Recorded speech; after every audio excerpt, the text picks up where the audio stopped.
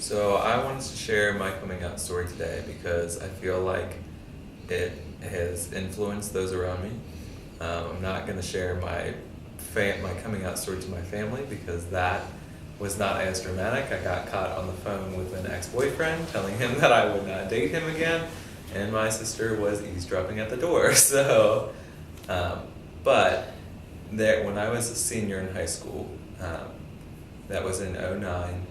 There was a student there, and he was one of my good friends in our AP World History class. And he had said, not knowing that I was gay because I wasn't out to my entire school at that point, so he had said that he believed that gays should be put on an island and castrated. And if they don't bleed to death or starve to death or die of AIDS, that we should nuke them. I, being the closeted gay man that I was, went up to my teacher who knew I was gay because I actually missed the AP class to go speak with legislatures on legislation in Ohio regarding same-sex issues. And so I just told him, I need to leave your class. You're going to have a death on your hand if I don't. And so he was very friendly and he let me leave the class. And he talked to me later and he told me, you need to share what you do and who you are. And I really took it to heart because I was like, okay, if he believes that this is going to change somebody, then I need to do something. And so I think we had this is kind of sissy of me, but we had the very last class of that specific class, which happened to be the last bell of the day. I gave a speech. I made a PowerPoint and I gave this presentation connecting the civil rights movement to the gay rights movement to the feminist movement, and I gave basically a little bit of an education to my class on gays in the Holocaust, because I myself did a report on gays in the Holocaust in 7th grade, and I knew nothing about that history, and I was so saddened to learn that there's an estimated 600,000 to 2 million gay men and women who were executed in the Holocaust. And I gave this presentation. I was really red and really nervous, and the student who actually said that quote skipped that last day, ironically, so he didn't ever get to hear this presentation except by word of mouth, because that sure as hell got back to him. But the teachers and I met before I gave this presentation because they had some concerns. Even though they asked me to do this, they were concerned that one specific student would cause this to be an issue. And I had confidence that it wasn't going to be an issue because I was friends with him. And I finished the presentation, and one hand was raised beyond everyone else just sitting there, and it was the student that they were worried about. And so right away, I couldn't hear my heartbeat. The world froze. And so I called on him. I'm not going to ignore him.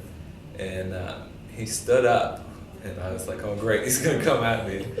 And he stood up and he said, I have so much respect for you. He said, I had no idea, but you are an awesome guy, and I think what you're doing is great. And he came up and he gave me a hug in front of all these people. And I obviously got more red. I looked like a damn lobster by this point. And to my amazement, people started coming out in that class. I had 2 students. This is out of a class of 30, at a school of 3,400 kids. We had 2 other students who were sophomores at the time come out. They hadn't told anyone in their entire life that they were gay, lesbian, bisexual. They both happened to be women, actually.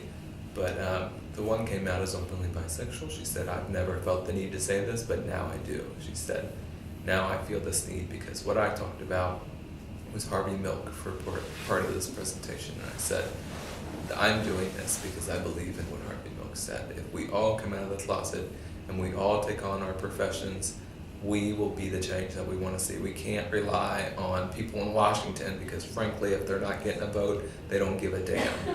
So you need to come out. It was so important. This girl came out, and I started crying because I was like, you have no idea. I'm a senior, you're a sophomore. Your life is going to be hell for 2 years because of this, but what you're doing is so brave. And then the other girl She didn't come out to everybody, but she stayed by and she was crying a lot. She was crying more than anybody else. And she told the teacher before she told me that she was a lesbian, and the teacher asked me to stay after class and talk to her, and I stayed after, and she said she wants to make a change. And so I said, well, what do you want to do? And so she wanted to form a gay-straight alliance at the high school, and she came out to me as a lesbian. And that was the first time she'd ever even entertained the idea of telling anyone, so I thought that was pretty remarkable for her to be doing that, especially as a sophomore again. Both girls were sophomores. And unfortunately, we never got the Gay-Straight Alliance up, but now I stand here and I am so proud because for the first time in 20 years, my high school, Oak Hills High School, has their first ever Gay-Straight Alliance in 20 years with that name. And within our second meeting, we became the largest group at the high school. We've consistently had 20 to 40 members at every meeting with up to 6 faculty. So I hope that this story inspires somebody to take up a cause, whether it be gay rights, anything that you feel is significant for you to share that will advance your community and the rest of our communities. Then I hope that that's the message you take from this.